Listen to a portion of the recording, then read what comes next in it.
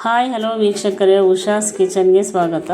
ನಾವು ಈ ದಿನ ಇನ್ಸ್ಟೆಂಟಾಗಿ ರವೆ ಇಡ್ಲಿಯನ್ನು ತುಂಬ ಸುಲಭವಾಗಿ ಮನೆಯಲ್ಲೇ ಯಾವ ರೀತಿ ಮಾಡೋದು ಅಂತ ತೋರಿಸ್ಕೊಡ್ತಾ ಇದ್ದೀವಿ. ನಮಗೆ ಈಗ ಪ್ಯಾಕೆಟು ಸಹ ಸಿಗುತ್ತೆ ಅಂಗಡಿಲಿ ಮತ್ತು ಮಾಲ್ಗಳಲ್ಲೆಲ್ಲ ರೆಡಿ ಪ್ಯಾಕೆಟಲ್ಲಿ ಇನ್ಸ್ಟೆಂಟ್ ರವೆ ಇಡ್ಲಿ ಅಂತಲೇ ಪ್ಯಾಕೆಟ್ ಸಿಗುತ್ತೆ. ಅದನ್ನು ನಾವು ತಂದು ಅದನ್ನು ಯಾವಾಗಲೂ ಮಾಡಿಟ್ಟಿರ್ತಾರೆ. ನಾವು ಮನೆಯಲ್ಲೇ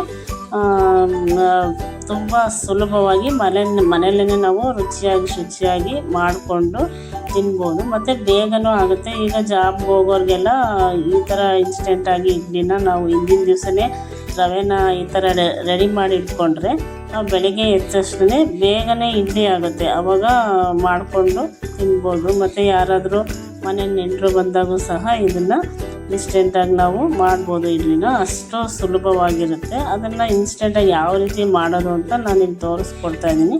ಇಲ್ಲಿ ಒಂದು 2-3 ಸ್ಪೂನಷ್ಟು ನಾನು ಎಣ್ಣೆ ಹಾಕಿದ್ದೀನಿ. ಅದು ಎಣ್ಣೆ ಎಲ್ಲ ಕಾದ್ಮೇಲೆ ಸ್ವಲ್ಪ ಸಾಸಿವೆ ಹಾಕಿದ್ದೀನಿ. ಸಾಸಿವೆ ಎಲ್ಲ ಚಟಪಟ ಅಂತ ಸಿಡಿದ್ಮೇಲೆ ನೋಡಿ ಎಲ್ಲ ಚೆನ್ನಾಗಿ ಇವಾಗ ಸಾಸಿವೆ ಎಲ್ಲ ಸಿಡಿದಿದೆ. ಈಗ 1 ಸ್ಪೂನಷ್ಟು ಕಡಲೆಬೇಳೆ ಹಾಕಿದ್ದೀನಿ ನಾನು. ಕಡಲೆಬೇಳೆ ಮತ್ತು ಒಂದು 2 ಸ್ಪೂನಷ್ಟು ಹಾಕಿದ್ದೀನಿ. 1 ಸ್ಪೂನಷ್ಟು ಉದ್ದಿನಬೇಳೆ ಹಾಕಿದ್ದೀನಿ. ಉದ್ದಿನಬೇಳೆ ಕಡಲೆಬೇಳೆನ ಸ್ವಲ್ಪ ಫ್ರೈ ಮಾಡ್ಕೊಳ್ಳಿ. ಈ ಥರ ಉದ್ದಿನಬೇಳೆ ಕಡಲೆಬೇಳೆ ಹಾಕೋದ್ರಿಂದ ಅದು ಇಡ್ಲಿ ಜೊತೆ ನಾವು ತಿನ್ನಬೇಕಾದ್ರೆ ಬಾಯಿಗೆ ಸಿಕ್ಕಾಗ ಚೆನ್ನಾಗಿ ಅನಿಸುತ್ತೆ, ತುಂಬ ಟೇಸ್ಟ್ ಕೊಡುತ್ತೆ. ಮತ್ತು ಇಲ್ಲಿ ಒಂದು 7-8 ಗೋಡಂಬಿ ಹಾಕಿದ್ದೀನಿ ನಾನು. ಗೋಡಂಬಿ ಹಾಕೋದ್ರಿಂದ ಅದು ಒಂಥರ ಚೆನ್ನಾಗಿರುತ್ತೆ, ಟೇಸ್ಟ್ ಕೊಡುತ್ತೆ. ಇಡ್ಲಿ ಜೊತೆ ತಿನ್ನಬೇಕಾದ್ರೆ ಟೇಸ್ಟ್ ಕೊಡುತ್ತೆ. ನೋಡಿ ಈ ಥರ ಸ್ವಲ್ಪ ಫ್ರೈ ಮಾಡ್ಕೊಳ್ಳಿ ಎಣ್ಣೆಯಲ್ಲಿ. ಕಡಲೆಬೇಳೆ, ಉದ್ದಿನಬೇಳೆ ಮತ್ತು ಗೋಡಂಬಿ ಇದಿಷ್ಟನ್ನು ಫ್ರೈ ಮಾಡ್ಕೊಳ್ಳಿ. ಈಗ ಫ್ರೈ ಆಗಿದೆ. ಇವಾಗ ನಾನು ಕರ್ಬೇವಿನ ಸೊಪ್ಪು ಹಾಕ್ತಾಯಿದ್ದೀನಿ. ಕರ್ಬೇವಿನ ಸೊಪ್ಪು ಅಂತೂ ತುಂಬಾ ಒಳ್ಳೆಯದು ಆರೋಗ್ಯಕ್ಕೆ. ಕರ್ಬೇವಿನ ಸೊಪ್ಪು ನಾವು ಡೈಲಿ ತಿಂದ್ರೂ ಸಹ ಕೂದಲಿಗೂ ಒಳ್ಳೆಯದು ಮತ್ತು ಕಣ್ಣಿಗೂ ಒಳ್ಳೆಯದು. ಕರ್ಬೇವಿನ ಸೊಪ್ಪು ಡೈಲಿ ತಿನ್ನೋದ್ರಿಂದ ಆಹಾರದಲ್ಲಿ ಮಕ್ಕಳು ಸಹ ನಾವು ಹಂಗೆ ಹಾಕಿದ್ರೆ ಎತ್ತಿಟ್ಬಿಡ್ತಾರೆ. ಅದಕ್ಕೆ ಸಣ್ಣದಾಗಿ ಕಟ್ ಮಾಡಿ ಹಾಕಿದ್ರೆ ಯಾರೂ ಎತ್ತಿಡೋಕ್ಕಾಗಲ್ಲ, ಆರಾಮಾಗಿ ತಿನ್ಬೋದು. ಆರೋಗ್ಯಕ್ಕೂ ತುಂಬಾ ಒಳ್ಳೆಯದು. ನಾನಿಲ್ಲಿ ನೀರಿನ ಗ್ಲಾಸಲ್ಲಿ 1 ಗ್ಲಾಸ್ ನಾನು ಮೀಡಿಯಮ್ ರವೆ ತೊಗೊಂಡಿದ್ದೀನಿ.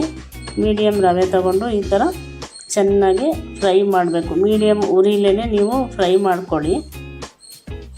ನೋಡಿ ಇವಾಗ ಎಲ್ಲ ರೆಡಿಯಾಗಿದೆ. ಇದು ಫುಲ್ ತಣ್ಣಗಾಗಬೇಕು. ಮಜ್ಜಿಗೆ ತಗೊಂಡಿದ್ದೀನಿ, ಕೊತ್ತಂಬರಿ ಸೊಪ್ಪು ಮತ್ತು ಸಬ್ಸಿಗೆ ಸೊಪ್ಪು, ಕ್ಯಾರೆಟು ಇಷ್ಟು ತಗೊಂಡಿದ್ದೀನಿ. ಈಗ ಮೊಸರು ಹಾಕ್ತಾಯಿದ್ದೀನಿ ನಾನು. ಇದು ತಣ್ಣಗಾಗಬೇಕು. ರವೆ ಎಲ್ಲ ಫುಲ್ ತಣ್ಣಗಾದ್ಮೇಲೆ ನಾವು ಹುಳಿ ಮಜ್ಜಿಗೆ ಇದ್ದರೆ ನಮ್ಮ ಹತ್ರ ಹುಳಿ ಮಜ್ಜಿಗೆ ಇದ್ದರೆ ಹುಳಿ ಮಜ್ಜಿಗೆ ಹಾಕ್ಕೊಳ್ಳಿ. ಇಲ್ಲ ಅಂತಂದರೆ ಮೊಸರು 1 ಲೋಟ ರವೆಗೆ 1 ಲೋಟ ಮೊಸರು ಹಾಕ್ಕೊಳ್ಳಿ. ಕೊತ್ತಂಬರಿ ಸೊಪ್ಪು, ಸಬ್ಸಿಗೆ ಸೊಪ್ಪು ಮತ್ತು ಕ್ಯಾರೆಟು ಇಷ್ಟನ್ನು ಹಾಕ್ಬಿಟ್ಟು ಚೆನ್ನಾಗಿ ಮಿಕ್ಸ್ ಮಾಡ್ಕೊಳ್ಳಿ. ನೋಡಿ ಅದಕ್ಕೆ ಟೇಸ್ಟಿಗೆ ತಕ್ಕಂತೆ ಉಪ್ಪು ಹಾಕ್ಕೊಳ್ಳಿ. ನಿಮಗೆ ಎಷ್ಟು ನೋಡಿಕೊಂಡು ರುಚಿಗೆ ತಕ್ಕಷ್ಟು ಉಪ್ಪು ಹಾಕ್ಕೊಳ್ಳಿ. ಇವಾಗ ಮೊಸರು ಹಾಕ್ಬಿಟ್ಟು ಚೆನ್ನಾಗಿ ಮಿಕ್ಸ್ ಮಾಡಿ. ಇದನ್ನು ರವೆ ಎಲ್ಲ ಫುಲ್ ತಣ್ಣಗಾಗಬೇಕು. ಅದನ್ನೇ ನಾವು ರಾತ್ರಿಯೇ ರೆಡಿ ಮಾಡಿ ಇಟ್ಕೊಂಡ್ರೆ ಬೆಳಗ್ಗೆ ಎದ್ದ ತಕ್ಷಣ ನಾವು ಇದನ್ನು ಒಂದು 10 ನಿಮಿಷ ಎಲ್ಲ ಮಜ್ಜಿಗೆಯಲ್ಲಿ ಅಥವಾ ಮೊಸರು, ಹುಳಿ ಮೊಸರು ಇದ್ದರೆ ಸೋಡಾ ಹಾಕೋದು ಬೇಡ. ಹುಳಿ ಮೊಸರು ಇಲ್ಲ ಅಂತಂದರೆ ನಾವು ಫ್ರೆಶ್ ಮೊಸರಾದರೆ ಸ್ವಲ್ಪ ಸೋಡಾ ಹಾಕಬೇಕು. ಈಗ ನೋಡಿ ನಾನು ಕಲಸಿಟ್ಟಿದ್ದೀನಿ. ಇವಾಗ ಇದು ಒಂದು 10 ನಿಮಿಷ ನೆನಿಬೇಕು. ಚೆನ್ನಾಗೆಲ್ಲ ಮಿಕ್ಸ್ ಮಾಡಿಬಿಟ್ಟು ಈಗ ಒಂದು 10 ನಿಮಿಷ ನೆನಿಬೇಕು. ಅಷ್ಟರಲ್ಲಿ ನಾವು ಚಟ್ನಿ ರೆಡಿ ಮಾಡ್ಕೊಳ್ಳೋಣ ಬನ್ನಿ. ಇಲ್ಲಿ ಒಂದು ಸ್ವಲ್ಪ ಕಾಯಿ ತೊಗೊಂಡಿದ್ದೀನಿ. ಮೆಣಸಿನ್ಕಾಯಿನ ಒಂದು 3-4 ತೊಗೊಂಡಿದ್ದೀನಿ. ಫ್ರೈ ಮಾಡಿದ್ದೀನಿ. ಸ್ವಲ್ಪ ಕಡಲೆ ಸ್ವಲ್ಪ ತೊಗೊಂಡಿದ್ದೀನಿ. ಕೊತ್ತಂಬರಿ ಸೊಪ್ಪು, ಬೆಳ್ಳುಳ್ಳಿ ಮತ್ತು ಸ್ವಲ್ಪ ಉಪ್ಪು. ಇಲ್ಲಿ ಆರ್ಗ್ಯಾನಿಕ್ ಬೆಲ್ಲ ತೊಗೊಂಡಿದ್ದೀನಿ ಒಂಚೂರು ಟೇಸ್ಟಿಗೋಸ್ಕರ. ಮತ್ತು ಜೀರಿಗೆ, ಸ್ವಲ್ಪ ಹುಣಸೆಹಣ್ಣು ತೊಗೊಂಡಿದ್ದೀನಿ. ಇದಿಷ್ಟನ್ನು ಚಟ್ನಿಗೆ ಬೇಕಾಗಿರೋದು. ಈಗ ನೋಡಿ ಚಟ್ನಿ ರೆಡಿಯಾಗಿದೆ. ಇವಾಗ ಮಿಕ್ಸಿ ಮಾಡ್ಕೊಂಡ್ಬಂದಿದ್ದೀನಿ. ಎಲ್ಲ ಕರೆಕ್ಟಾಗಿದೆ, ತುಂಬ ಚೆನ್ನಾಗಿದೆ. ತುಂಬ ನೈಸಾಗೂ ನಾವು ಚಟ್ನಿನ ರುಬ್ಬಾರ್ದು. ಸ್ವಲ್ಪ ತರಿಯಾಗಿರಬೇಕು, ಆವಾಗ ತಿನ್ನೋಕ್ಕೆ ಚೆನ್ನಾಗಿರುತ್ತೆ. ಇದು ಚಟ್ನಿಗೆ ಒಗ್ಗರಣೆ ಮಾಡ್ಕೊಳ್ಳೋಣ ಬನ್ನಿ. ಕರ್ಬೇವಿನ ಸೊಪ್ಪು, ಉದ್ದಿನಬೇಳೆ ಮತ್ತು ಈರುಳ್ಳಿ ತೊಗೊಂಡಿದ್ದೀನಿ. ಈರುಳ್ಳಿನ ಸ್ವಲ್ಪ ಉದ್ದುದ್ದಕ್ಕೆ ಹೆಚ್ಕೊಳ್ಳಿ ಸಣ್ಣದಾಗೆ, ತುಂಬ ಚೆನ್ನಾಗಿರುತ್ತೆ. ಬಾಯಿಗೆ ಸಿಕ್ಕರೆ ತುಂಬ ಚೆನ್ನಾಗಿರುತ್ತೆ. ಇಲ್ಲಿ ಒಂದು 2 ಸ್ಪೂನಷ್ಟು ಎಣ್ಣೆ ಹಾಕ್ಕೊಂಡಿದ್ದೀನಿ. ಯಾರೆಲ್ಲ ಹೊಸಬ್ರಾಗಿದ್ದರೆ ನಮ್ಮ ಚಾನೆಲ್ನ ಸಬ್ಸ್ಕ್ರೈಬ್ ಮಾಡ್ಕೊಳ್ಳಿ, ಲೈಕ್ ಮಾಡಿ, ನಿಮ್ಮ ಫ್ರೆಂಡ್ಸ್ಗಳಿಗೆಲ್ಲ ಶೇರ್ ಮಾಡಿ, ಪಕ್ಕದಲ್ಲಿರೋ ಬೆಲ್ ಐಕನ್ನ ಕ್ಲಿಕ್ ಮಾಡಿ. ನಾವು ಏನೇ ಮಾಡಿದರೂ ನೋಟಿಫಿಕೇಷನ್ ನಿಮಗೆ ತಕ್ಷಣವೇ ಬರುತ್ತೆ. ಆವಾಗ ನೀವು ತಕ್ಷಣವೇ ನಮ್ಮ ವೀಡಿಯೋಸ್ ಎಲ್ಲ ನೋಡ್ಬೋದು. ಮತ್ತು ಕಮೆಂಟ್ ಮಾಡಿ ಹೇಗಿತ್ತು ಅಂತ ಕಮೆಂಟ್ ಮಾಡಿ. ನೋಡಿ ಇವಾಗ ಎಣ್ಣೆ ಕಾದಿದೆ, ಸಾಸಿವೆ ಹಾಕ್ತಿದ್ದೀನಿ, ಈರುಳ್ಳಿ, ಕರ್ಬೇವಿನ ಸೊಪ್ಪು, ಉದ್ದಿನಬೇಳೆ ಎಲ್ಲ ಹಾಕ್ಬಿಟ್ಟು ಒಂದು ಸ್ವಲ್ಪ ಫ್ರೈ ಮಾಡ್ಕೊಳ್ಳಿ ಈ ಥರ ಎಣ್ಣೆಯಲ್ಲಿ. ಇದು ಸ್ವಲ್ಪ ತಣ್ಣಗಾಗಬೇಕು. ಬಿಸಿದನ್ನೇ ನೀವು ಚಟ್ನಿಗೆ ಹಾಕೋಕ್ಕೆ ಹೋಗಬೇಡಿ. ಬಿಸಿದನ್ನೇ ಹಾಕಿದ್ರೆ ಚಟ್ನಿ ಅಳಸೋಗ್ಬಿಡುತ್ತೆ. ಅದಕ್ಕೋಸ್ಕರ ಫುಲ್ ತಣ್ಣಗಾದ್ಮೇಲೆ ಚಟ್ನಿಗೆ ಒಂದು ಸ್ವಲ್ಪ ನೀರು ಹಾಕ್ಬಿಟ್ಟು ನೀವು ಚಟ್ನಿ ಕನ್ಸಿಸ್ಟೆನ್ಸಿ ನೋಡಿಕೊಂಡು ಚಟ್ನಿಗೆ ಇದನ್ನು ತಣ್ಣಗಾದ್ಮೇಲೆ ಹಾಕಿ. ನೋಡಿ ಇವಾಗ ರೆಡಿಯಾಗಿದೆ ಇದು.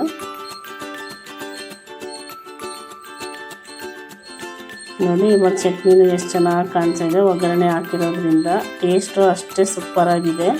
ನೋಡೋದಕ್ಕೂ ತುಂಬಾ ಚೆನ್ನಾಗಿ ಕಾಣ್ತಾ ಇದೆ.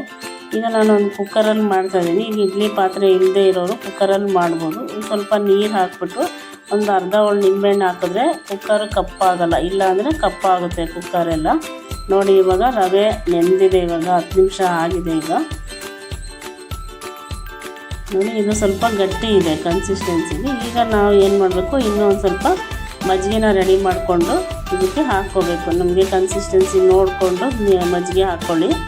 ನಿಮ್ಗೆ ಇಡ್ಲಿಗೆ ಯಾವ ಹದ ಬೇಕೋ ಅದಕ್ಕೆ ನೀರು ಹಾಕ್ಕೊಳ್ಳಿ. ಹುಳಿ ಮಜ್ಜಿಗೆ ಇದ್ದರೆ ಸೋಡಾ ಹಾಕೋದು ಬೇಡ. ಹುಳಿ ಮಜ್ಜಿಗೆ ಫ್ರೆಶ್ ಮೊಸರಿದ್ದರೆ ಸ್ವಲ್ಪ ಸೋಡಾ ಹಾಕಿ. ನಾನಿಲ್ಲಿ ಒಂದು ಚಿಕ್ಕ ಸ್ಪೂನಲ್ಲಿ ಒಂದು 1/2 ಸ್ಪೂನಷ್ಟು ಸೋಡಾ ಹಾಕ್ತಾಯಿದ್ದೀನಿ. ಸೋಡಾ ಹಾಕೋದ್ರಿಂದಲೂ ಸಾಫ್ಟಾಗಿ ಬರುತ್ತೆ, ತುಂಬಾ ಚೆನ್ನಾಗಿರುತ್ತೆ. ನೋಡಿದ್ರೆ ಇವಾಗ ಇಡ್ಲಿ ಕನ್ಸಿಸ್ಟೆನ್ಸಿ ಸೂಪರಾಗಿದೆ, ಕರೆಕ್ಟಾಗಿದೆ. ಇವಾಗ ಎಲ್ಲ ಕಲರ್ಫುಲ್ಲಾಗಿ ಕಾಣ್ತಾ ಇದೆ. ನೋಡಿ ಹಿಟ್ಟು ಎಷ್ಟು ಚೆನ್ನಾಗಿ ಕಾಣ್ತಾ ಇದೆ.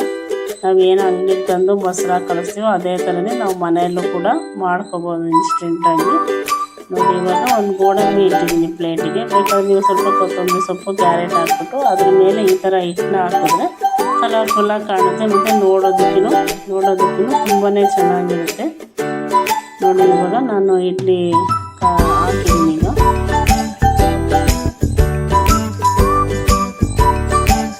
ಇವಾಗ ನೀರು ಮಾಡ್ತಾ ಇದೆ, ಇಡ್ಲಿ ಸ್ಟ್ಯಾಂಡ್ನ ಇಡ್ತಾ ಇದ್ದೀನಿ. ಇವಾಗ ಇದನ್ನು